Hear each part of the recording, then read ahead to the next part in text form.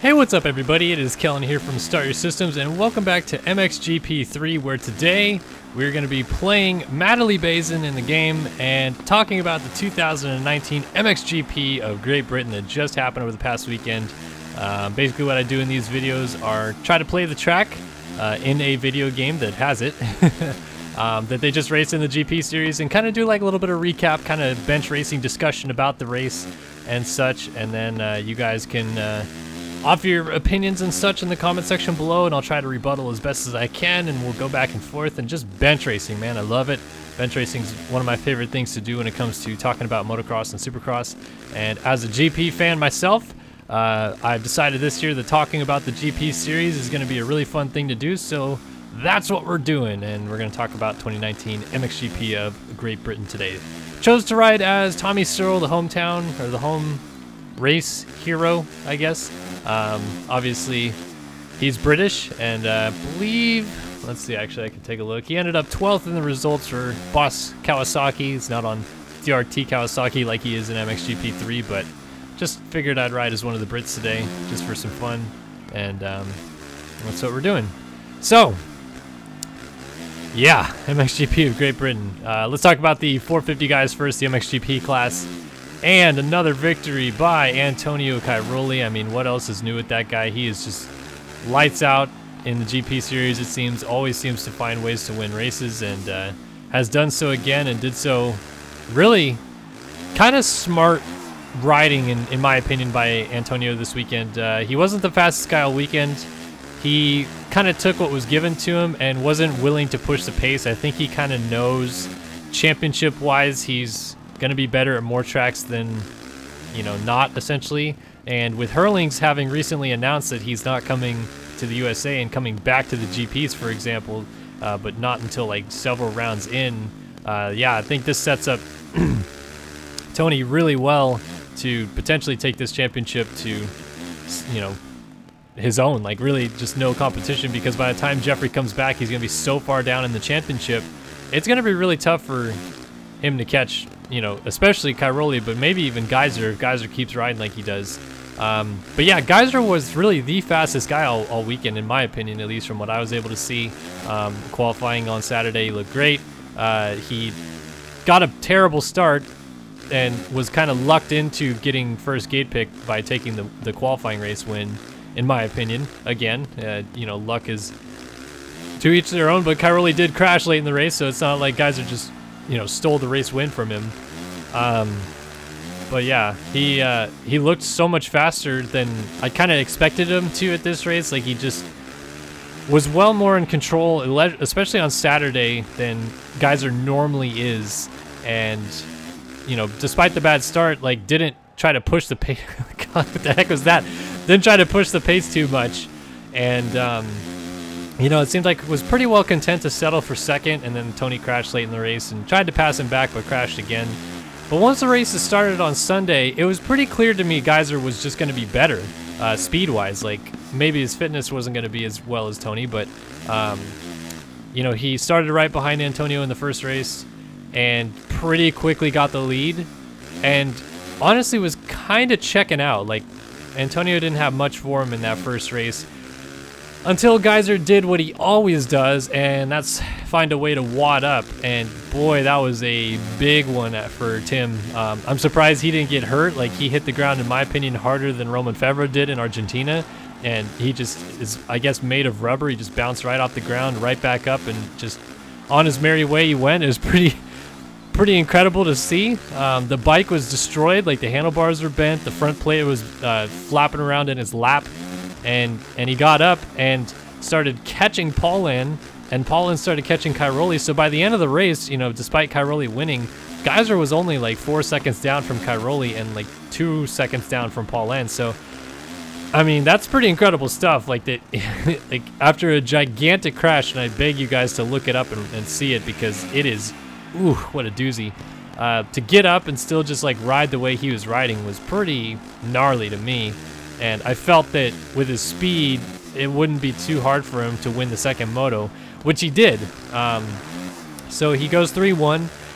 Again, second moto starts right behind Tony, passes him early, gets away for a while. Then Tony started reeling him in late in the race, but it seemed like Geyser was able to respond to the pressure and kind of rode a little bit more within himself, I felt, in that second race than he did in the first one for sure. So maybe learning from his mistake there. But, you know, again, like I said, when it comes to calculated rides, Cairoli didn't need to pass Geyser. He would have liked to stay, you know, 1-1, get as many points as he can for the championship's sake, in case, you know, Hurlings does come back and make things kind of interesting down the stretch. He'll think about those points eventually, but I don't think that's going to happen. So for his sake, just to kind of stay on two wheels and not make the, you know, aggressive riding type of mistake that Geyser made there, you know, that's what I'm saying is I think it was a smart ride for Cairoli because he knew the limits of the track all weekend. It seemed like he never really rode harder than what the track would kind of allow. He was well within himself.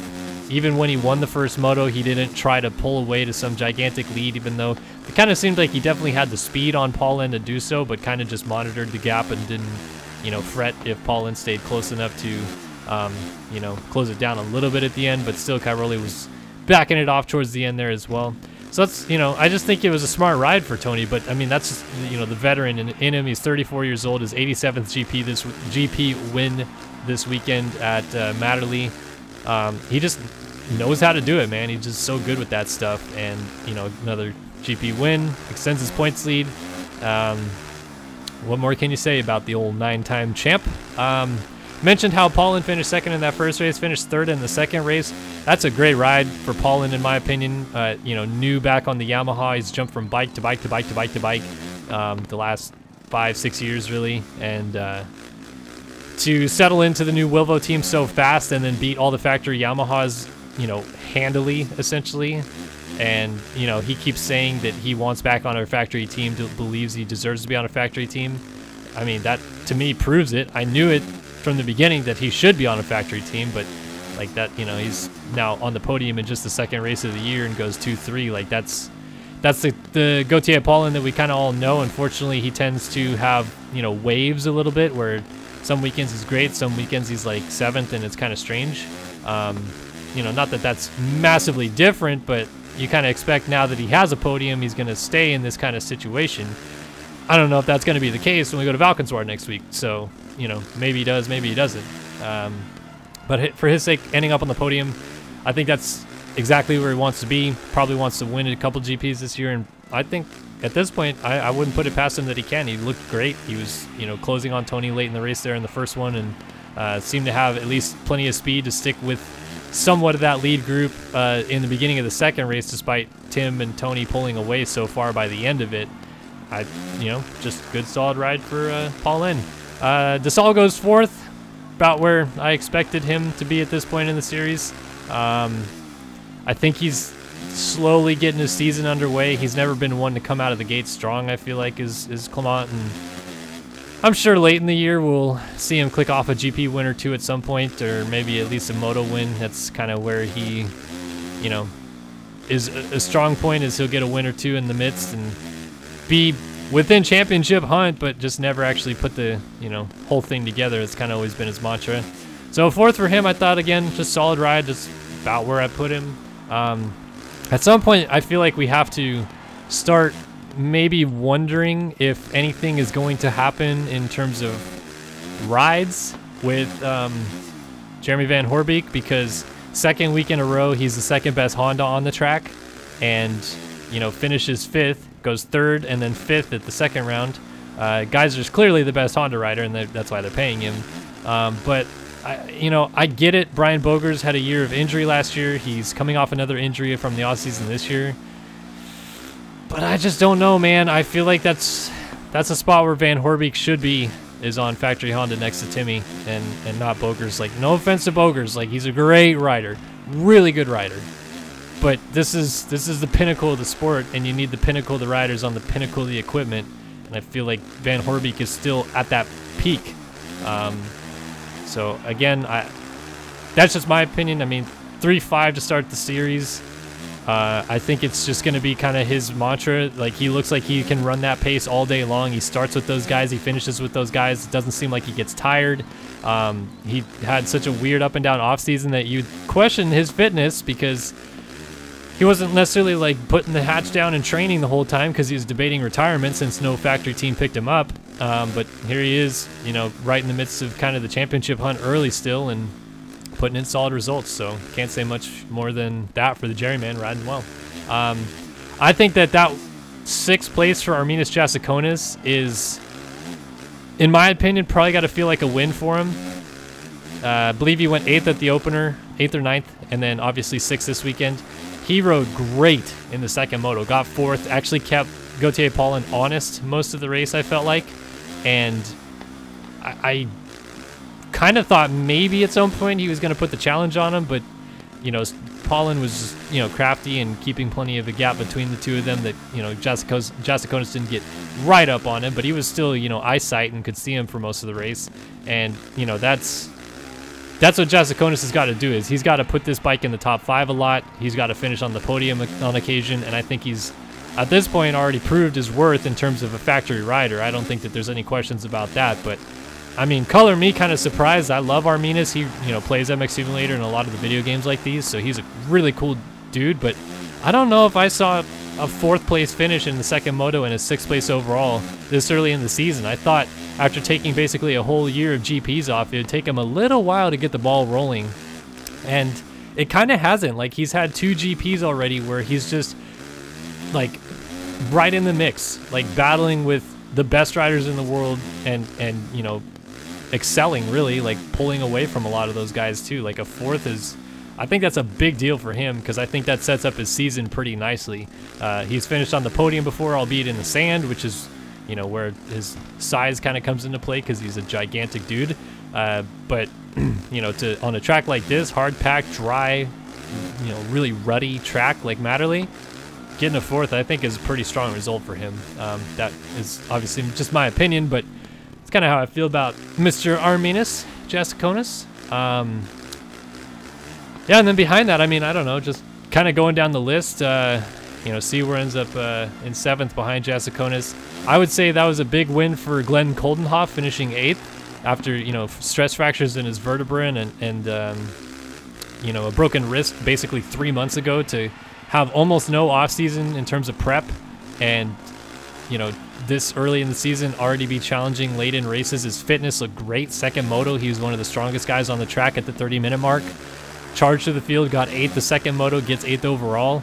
Like, I think that's, for Glenn at least, after the offseason he's had, gotta feel kind of, I wouldn't say like a win, but a good result. I mean, after we saw what he did at Argentina, where he kind of struggled around, finished in the points both motos, but wasn't good, and obviously that's a lack of prep that hindered him. But here in Matterley, I thought he rode great, and I think things are only going to get better for him. Obviously, we saw what he can do in terms of speed at Donations. That's not going to happen every week with him. That's not the type of rider he is. But to already be finishing 8th and you know, getting solid points, again, I think that's good for Glenn, and, you know, good for the team, because Anstey finished right up there as well in 9th, and then Simpson rounding out the top 10. So the Brits go 9, 10, 12 in the 450 class at their home race. Obviously, the fans would have hoped for a podium out of them, but I just didn't think it was going to be in the cards, and as it played out, it was not in the cards. Yeah, I think that's... Do I want to talk about anything else in MXGP? Maybe I could bring up Jeffrey Hurlings. Always got to find a way to squeeze him in. Yeah, him not coming to the USA, I feel kind of sucks. I wanted to see it happen. We now know he's going to be out at least until round 5 of the series in the GPs, so it's like pretty unlikely he's going to win the world title from that far down in the standings.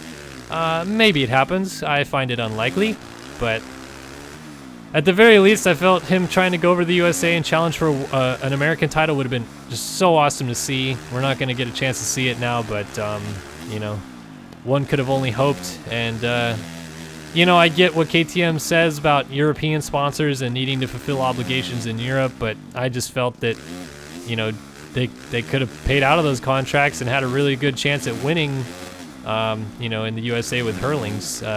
Someone needs to dethrone Tomac essentially for his back-to-back outdoor titles.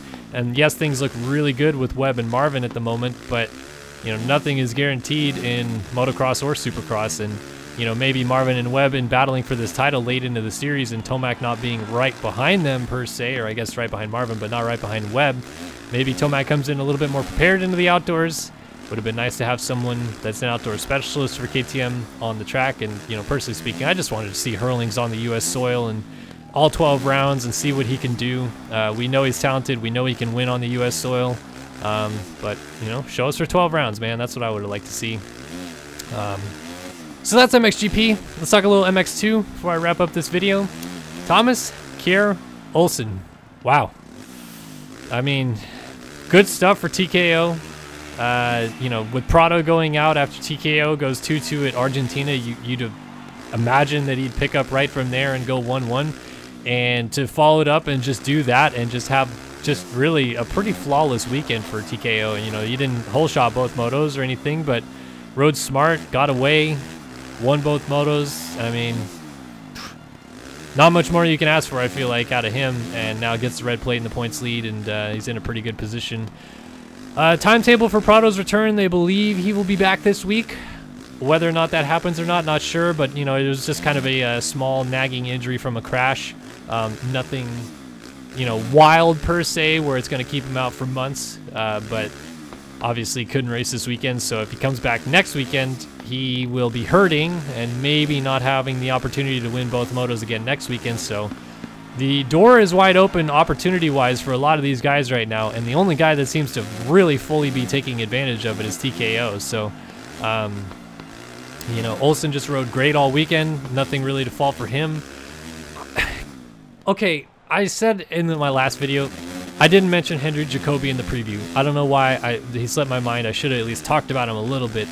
But there's no way anybody thought he would be finishing second at the second round of the series. He'd be second in the points after 2 rounds. He'd be riding as well as he is, where he almost won the first moto, catching Olsen late in the race. Like, dude, where did Henry Jacobi come from? I know Germany, but like, what? This is unheard of. Like, I didn't in any shape or form see Jacobi riding at this level this year. He is on a different level than I've ever seen him ride. He is so good right now. It's scary how fast he is suddenly, because I worry that, you know, maybe not riding this fast for this long, that there's a potential for crashing mixed in there with him. I hope it doesn't happen, but you always have to kind of be wary of someone pushing the limits like he has been the first couple of GPs.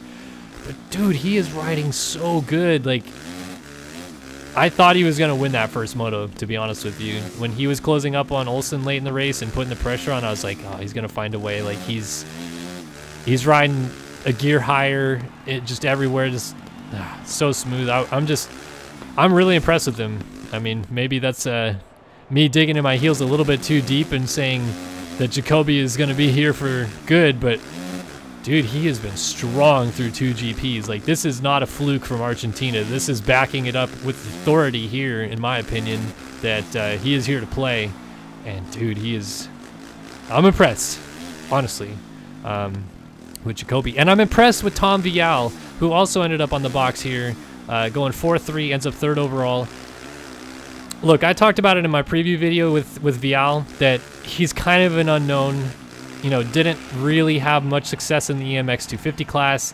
It wasn't like he was a champion. It wasn't like he was really battling for the championship.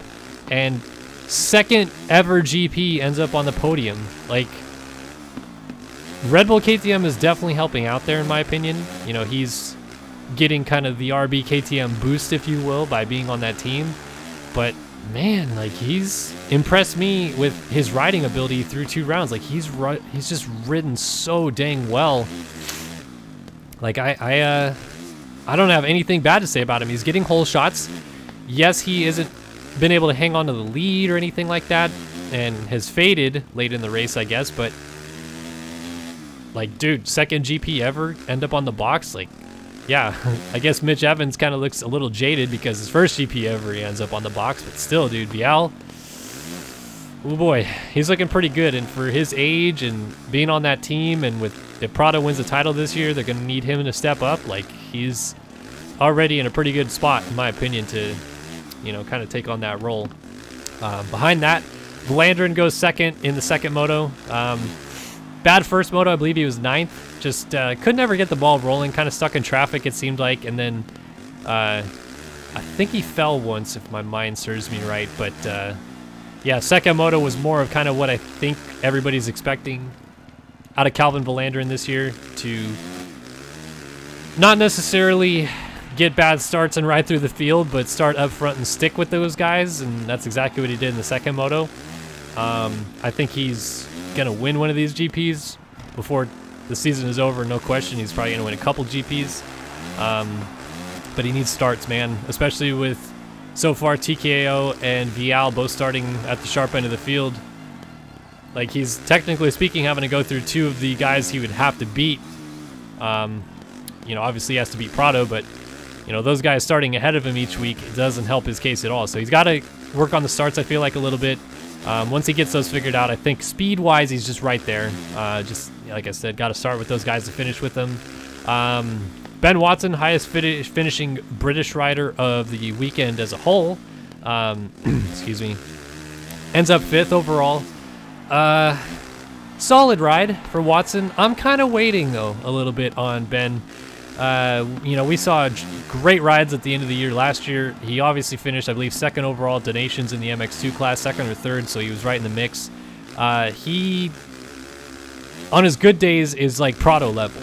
But so far, I don't feel he's really had his good days yet. He crashed in the first moto, so that didn't help his case. But even in the second moto, it just didn't seem like he was really getting his mojo down or anything like that. He was just kind of riding the laps and putting a moto together, and it was solid, you know, it ended up 5th overall, but I still am kind of, like I said, waiting to see, like, all right, when is Watson going to break out and, you know, finish on the box and then challenge for a GP win at some point, because it's going to happen. He has the talent, he has the speed, and I think he's going to be there. Speaking of the Brits, by the way, pour one out for Conrad Muse, who 100% absolutely should have finished at the very least 4th in the first moto, and haven't read or heard any reports on what happened. It looked like electronics failure that caused him to slow significantly down late in the first moto, and I think he ended up, probably gonna get this wrong, I think he ended up 6th, rolled across the line in 6th, and then second moto, bad start didn't help, but bike failure again, DNF. I mean, dude, Muse came from pretty far back in the first moto to end up 4th and was challenging, knocking on the door for 3rd there for a little bit. Man, I'm kind of gutted for the kid because he rode really well and has almost nothing to show for it. He ends up 13th overall in the results. God, man. I think he was the best British rider on the weekend. I'll just say that. I think he was riding better than everybody that is a British rider, including Ben Watson. And yeah, 13th place probably really sucks, especially in front of the hometown crowd, where honestly he kind of had the speed to podium and ends up 13th. So not a good one. Doesn't look good for the team. Doesn't feel good for Muse. And we'll have to see exactly what went wrong with that KTM underneath of him. And, you know, hopefully it's nothing dramatically wrong and they can get it sorted out in the future GPs, but definitely sucks for him. Davey Puches, I thought, was really strong. He rode solid, finished 6th overall. Right in the mix, both motos, really. You know, good starts, kind of stuck with everybody, ends up going, I think that's 7-7, 6-6 or 7-7, I think he was. 7-7 sounds right for 6th overall. Davey just, that's kind of the Puches that has been mixed in there for a while, and I think there's still a little higher upside out of him than 7-7. I think he's a top 5 caliber guy on his good days.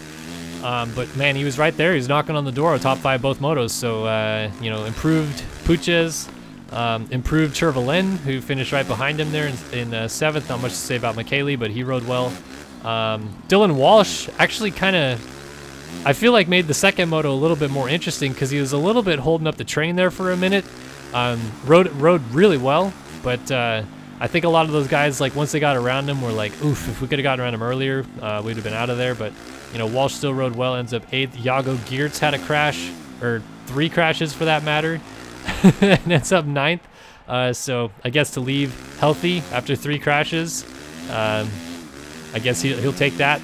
And then Jed Beaton rounds out the top 10. So Beaton I think is getting back into race pace a little bit. I think he had an off-season injury, so needs to find his groove a little bit there.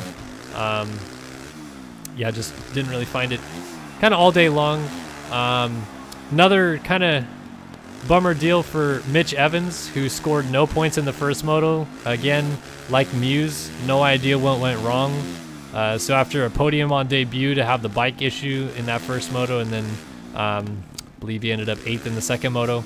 You know, rode strong in the second moto, kind of has something to hang his hat on a little bit, but you know, I think you get the taste of the podium and that's all you want from there on out. So I think starting out his GP career on the podium is great, but it leaves the expectations a little bit high. And I think, you know, at best he's probably about a 5th place guy most of the time, at least at the start of his career here. I think he'll get a little bit more in the groove. And, you know, like I said, 8th is good.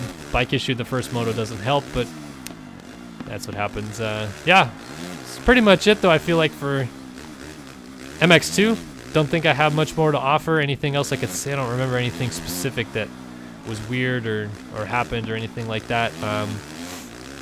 As more information comes in and we go into this GP next weekend, obviously I'll try to fill you guys in. Really curious to hear and listen and read to the stories of the weekend, and you know, see what happened to those bikes, see what Geyser's feeling, if he's feeling any ill effects from that crash.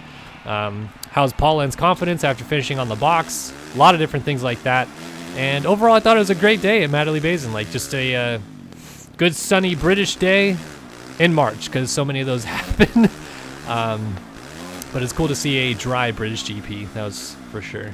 So that's some wrap-up synopsis here from the MXGP of Great Britain 2019. Cairoli Olsen dominate the weekends essentially, and set us up for a good weekend coming up here in Valkenswaard next weekend. So we'll talk to you guys then, and thank you guys again so much for watching another video here on the channel. But my name is Kellen, and I'll see you guys in the next one. So long for now.